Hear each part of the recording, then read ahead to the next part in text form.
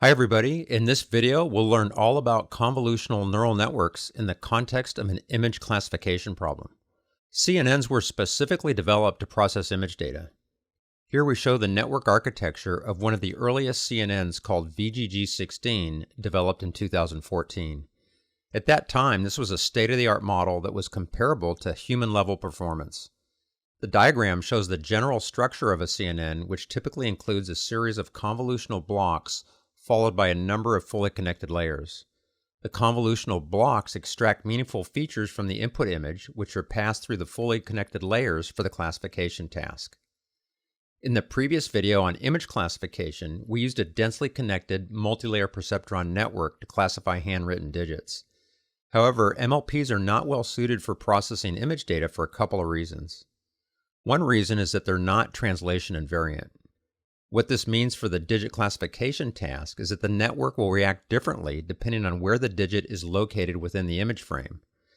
So as shown in the example images, when the digits are centered in the image frame, the MLP network will do a fairly good job of identifying the correct digit. But if the digits are off-center, then the predictions are much less reliable, as shown in the examples. Another reason that MLPs are not well suited for processing image data is due to the excessive number of parameters in the network, which can make the network highly prone to overfitting. This is primarily because image data usually represents a large number of inputs, coupled with the fact that the layers in an MLP are all fully connected. So as an example, let's consider a fully connected network that takes as input a color image that's 224 by 224. Which happens to be the same size image that's used by the VGG16 network. However, in an MLP network, this image data needs to be flattened into a one-dimensional vector that contains over 150,000 elements, which represent the raw pixel values in the image. If we then add 3 fully connected layers with 128 neurons each, then this portion of the network would contain over 300 billion parameters, which is extremely large, and not only would it take a very long time to train such a network, but it would also require a vast amount of data and would be very prone to overfitting on the training data set. Fortunately, there's better ways to process image data. Convolutional neural networks were developed to more effectively and efficiently process image data. Let's now take a look at VGG16 to study the architectural components and the operations associated with individual layers in a CNN. At a high level, CNN architectures contain an upstream feature extractor followed by a downstream classifier.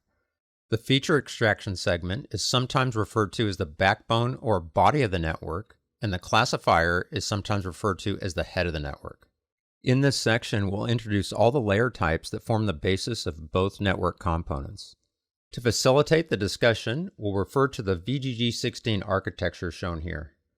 The model begins with 5 convolutional blocks, constituting the model's feature extraction segment. A convolutional block is a general term used to describe the sequence of layers in a CNN that are often repeatedly used in the feature extractor. The convolutional blocks are followed by 3 fully connected layers which transform the extracted features into class predictions in the final output layer. Notice that the layers depicted in the architecture each have a spatial dimension and a depth dimension. These dimensions represent the shape of the data as it flows through the network.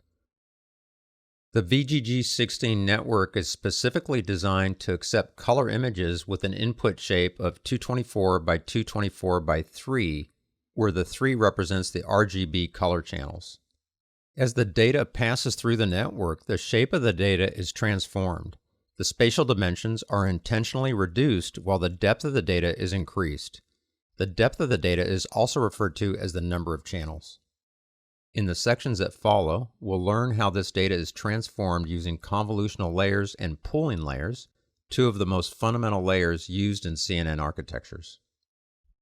Let's now take a closer look at the feature extractor using a different diagram to visually depict the layers in the network.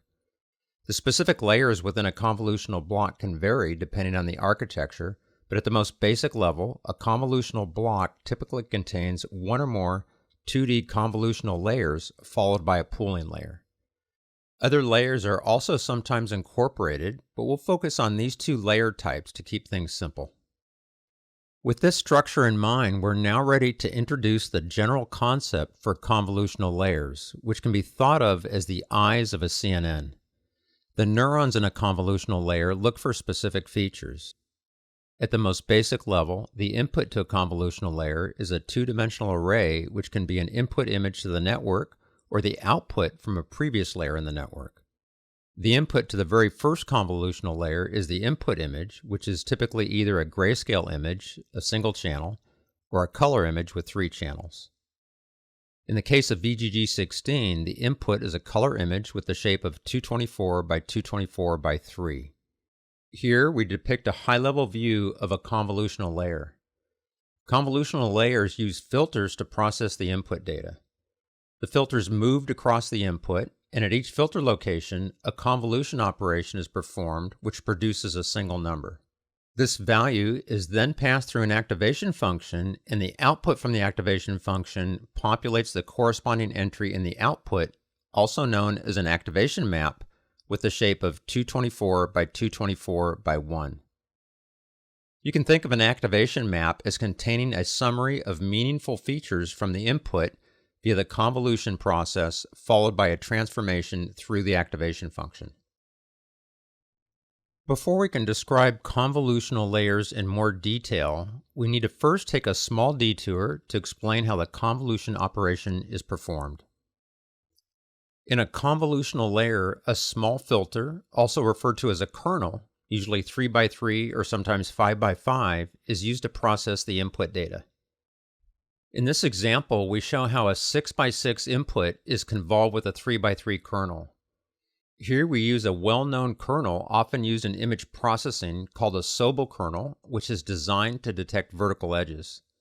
The elements in this kernel are fixed. However, it's important to note that in CNNs, the elements in the kernel are weights that are learned by the network during training. The convolution operation consists of placing the filter over a portion of the input and multiplying the elements of the filter with the corresponding elements of the input. The resulting value is a single number representing the output of the convolution operation for a given filter location. Sliding the filter 1 pixel at a time corresponds to a stride of 1. The filter location is shown in dark blue, and this region is also referred to as the receptive field. Notice that the center of the filter is indicated in green. The convolution operation performed at each filter location is simply the dot product of the filter values with the corresponding values in the receptive field in the input data. A sample calculation is provided for the first 2 filter locations so you can confirm your understanding of the operation. Notice that at each filter location, the operation produces a single number placed at the corresponding location in the output. In other words, the location in the output corresponds to the center of the receptive field overlaid on the input slice. Notice that the output from the convolution operation has a smaller spatial size than the input slice. This has to do with how the filter is placed over the input data so that it does not extend beyond the boundary of the input. However, padding techniques are often used to pad the input image so that the output is the same size as the input. Using a stride larger than 1 will also reduce the size of the output from the convolution operation. However, in the remainder of this video, for simplicity, we'll assume a padding configuration that maintains the spatial size of the data in the convolutional layers. Before we continue, we wanted to give you a more concrete example of how specific kernels can detect basic structures in an image. This is a really nice website that allows you to interactively experiment with various kernels using a pixelated input image so that you can appreciate the computations involved in the convolution operation and the associated output shown to the right. As you can see, when the kernel moves from left to right across the image, it's able to detect vertical edges in the input image. Other kernels can also be used to detect different types of edges, for example, horizontal edges or diagonal edges. But the important point here is that CNNs generalize this concept since the kernel weights are learned during the training process. And therefore, CNNs have the ability to detect many different types of features automatically. In other words, the network is incentivized to come up with kernels that extract meaningful features, whatever those may be. Recall from the discussion earlier, the output of a convolution operation is passed through an activation function to produce what are known as activation maps. Convolutional layers typically contain many filters, which means that each convolutional layer produces multiple activation maps. The operations associated with convolutional layers can be confusing for a couple of reasons. One reason is that it's difficult to visually depict all these details, and the other is getting a handle on the terminology. So if you have any doubts about the material covered thus far, we've included this summary of key points as a reference. So with these ideas in mind, let's dive into a simple example. Suppose the input image has a size of 224 by 224 by 3. There's no specific requirement for the spatial size of a filter, but it must have a depth of 3 to match the depth of the input image. In the example below, we use a single filter of size 3 by 3 by 3. Here we've chosen to use just a single filter, and therefore the filter contains 3 kernels where each kernel has 9 trainable weights. So there's a total of 27 trainable weights in this filter, plus a single bias term for a total of 28 trainable parameters. Because we've chosen just a single filter, the depth of our output is 1, which means we produce just a single channel activation map as shown. When we convolve this single 3-channel filter with the 3-channel input, the convolution operation is performed for each channel separately, and then the weighted sum of each of the 3 channels plus a bias term is passed through an activation function whose output is represented as a single number in the output activation map shown in blue. So just to summarize, the number of channels in a filter must match the number of channels in the input, and the number of filters in a convolutional layer, which is a design choice, dictates the number of activation maps that are produced by the convolutional layer. Let's now proceed to another example that represents a more general case. First, notice that the input is shown as having a depth of 3, but this doesn't necessarily correspond to color channels. It just means that we have an input tensor that has 3 channels. Keep in mind that when we refer to the input, we don't necessarily mean the input to the neural network, but rather the input to this convolutional layer, which could represent the output from a previous layer in the network, such as a series of activation maps. In this case, we've chosen to use 2 filters, and because the depth of the input is 3, that means each filter must also have a depth of 3, which means that there's a total of 54 trainable weights because each filter contains 27 weights. And then we have 1 bias term for each filter, so we have a total of 56 trainable parameters. Before we move on to pooling layers, it's worth discussing some of the intuition associated with filters. You can think of each filter in a convolutional layer as learning something special and unique about the input data to that layer, whether that represents the input to the network or the output from a previous layer in the network. Remember that each filter contains weights that are learned during the training process, and because the weights are initialized to random values, each filter will learn to extract different features from the input. Here we show a single channel input with various linear components. And to be more precise, the lines shown in the input would normally represent edge structures in the image. In this example, we have a convolutional layer with 3 filters, and we're showing that each filter learns to detect different types of edges. In the output activation maps, we're emphasizing the highly activated neurons associated with each filter. So for example, the 3rd filter learns to detect diagonal lines, and so the 3rd activation map will have highly activated neurons that correspond to that edge structure in the input data.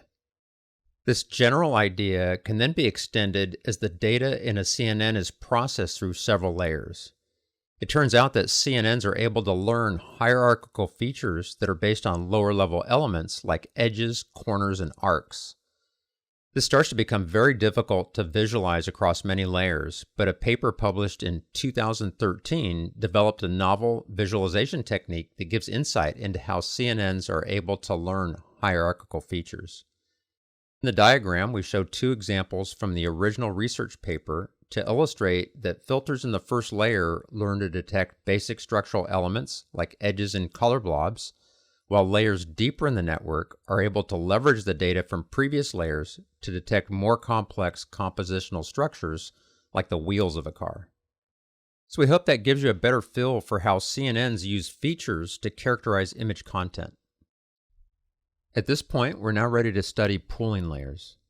In most CNN architectures, it's typical that the spatial dimensions of the data is reduced periodically via pooling layers. Pooling layers are typically used after a series of convolutional layers to reduce the spatial size of the activation maps of a preceding convolutional layer. You can think of this as a way to summarize the features from an activation map. Using a pooling layer will therefore reduce the number of parameters in the network because the input size to subsequent layers is reduced. This is a desirable effect because the computations required for training are also reduced, and using fewer parameters often helps mitigate the effects of overfitting.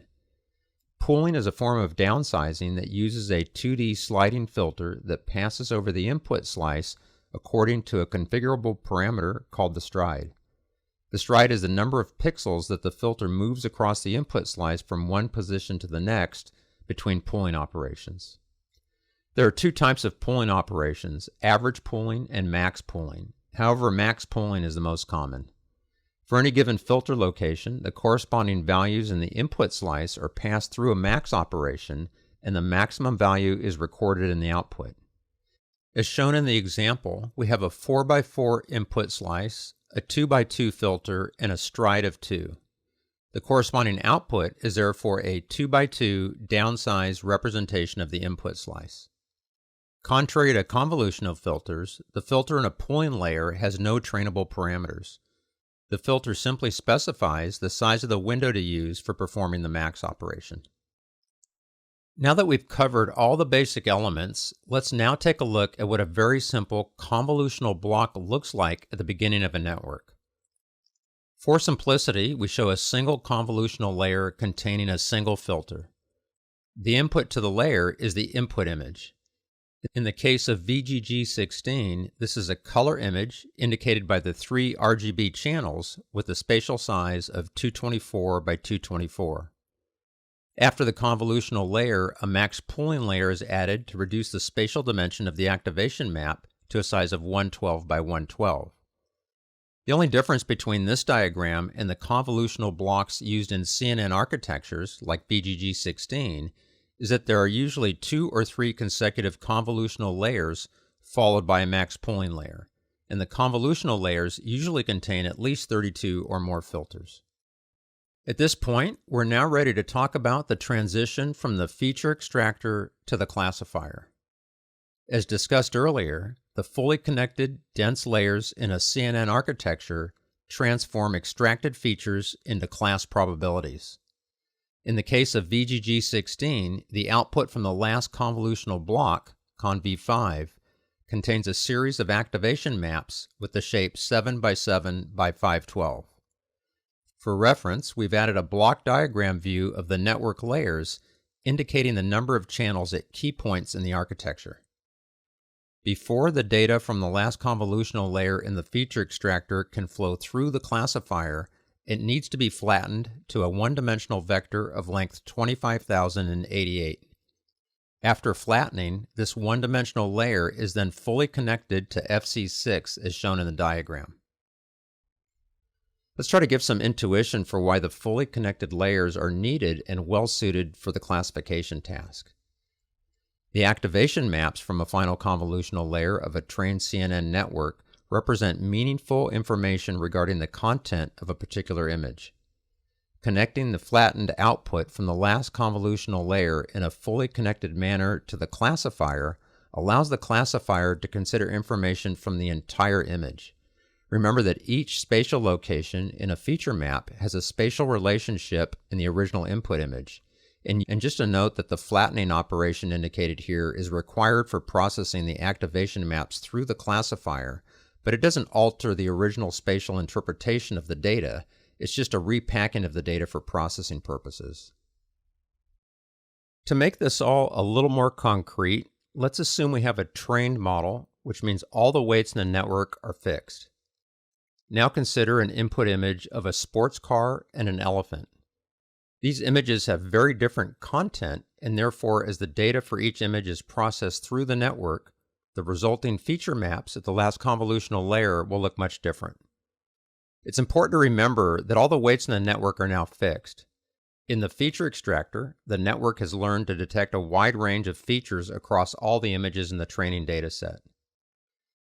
When these activation maps are processed through the classifier, it's the combination of the feature maps and the trained weights in the classifier that lead to higher activations for the specific output neurons associated with each input image type.